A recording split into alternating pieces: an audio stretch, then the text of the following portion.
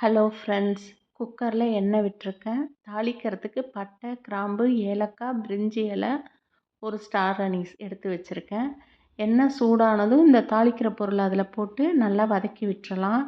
இதுக்கு ஃபுல்லுமே சின்ன வெங்காயம் போட்டால் ரொம்ப நல்லாயிருக்கும். என்கிட்ட கொஞ்சம்தான் இருந்தது, அதனால் நான் சின்ன வெங்காயமும் பெரிய வெங்காயமும் மிக்ஸ் பண்ணி எடுத்திருக்கேன். அதையும் போட்டு நல்லா வதக்கிக்கலாம். அது கூடவே தக்காளி, பச்சை மிளகாய், கருவேப்பிலை. இதுக்கு கொத்தமல்லி போடக்கூடாது, கருவேப்பிலை மட்டும்தான் போடணும்.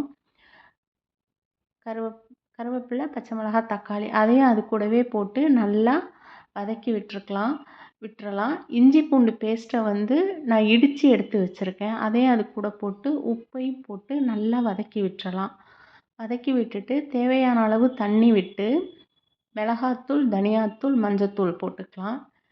இந்த ஆட்டு ஈரல் குழம்பு ஜீரக வாசனையோட ரொம்ப நல்லாயிருக்கும்.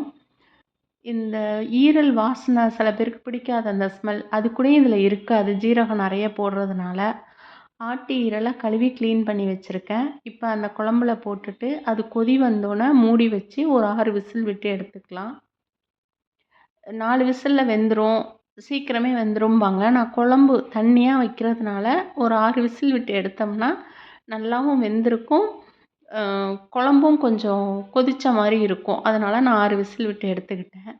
எங்கள் வீட்டில் எல்லாருமே கொஞ்சம் நல்லா வெந்து சாப்பிட்ணும் அப்படின்னு நினப்பாங்க. சாதமும் வச்சுட்டேன் இடையில.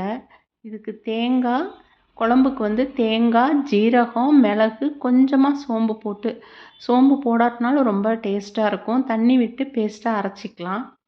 6 விசில் விட்டு எடுத்தோன்னே அந்த தேங்காய் பேஸ்ட்டை அது கூடவே போட்டுக்கலாம். போட்டுட்டு மிக்சியை கழுவி அந்த தண்ணியை ஊற்றிட்டு இதோட பச்சை வாசனையெல்லாம் போயிட்டு நம்மளுக்கு தேவையான கன்சிஸ்டன்சி வர்ற வரைக்கும் அதை கொதிக்க வச்சுக்கலாம். புளி எங்கள் வீட்டில் போடுறது பழகிருச்சு, அது ஆப்ஷனல் தான், வேணும்னா போட்டுக்கலாம். ஒரு தாளிப்பு கரண்டியில் நல்லெண்ணெயை நல்லா சூடுபடுத்திட்டு ஆஃப் பண்ணிவிட்டு அதுக்கப்புறம் ஜீரகமும் கருவேப்பிலையும் கோர்ஸாக இடித்து அதில் போட்டுட்டு அதை எடுத்து குழம்பு இறக்கிறதுக்கு முன்னாடி போட்டோம்னா அந்த ஜீரக வாசனையும் கருவேப்பிலை வாசனையும் ரொம்ப நல்லாயிருக்கும்.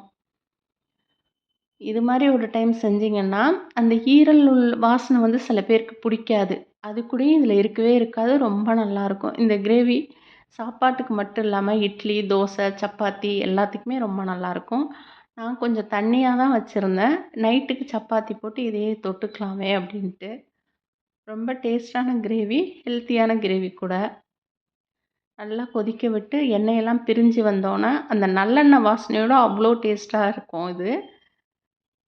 இடையில சாதமும் ரெடி ஆயிடுச்சு. அன்னைக்கு லஞ்ச் பிளேட் எங்களுக்கு இதுதான். தேங்க்யூ. தேங்க்ஸ் ஃபார் வாட்சிங்.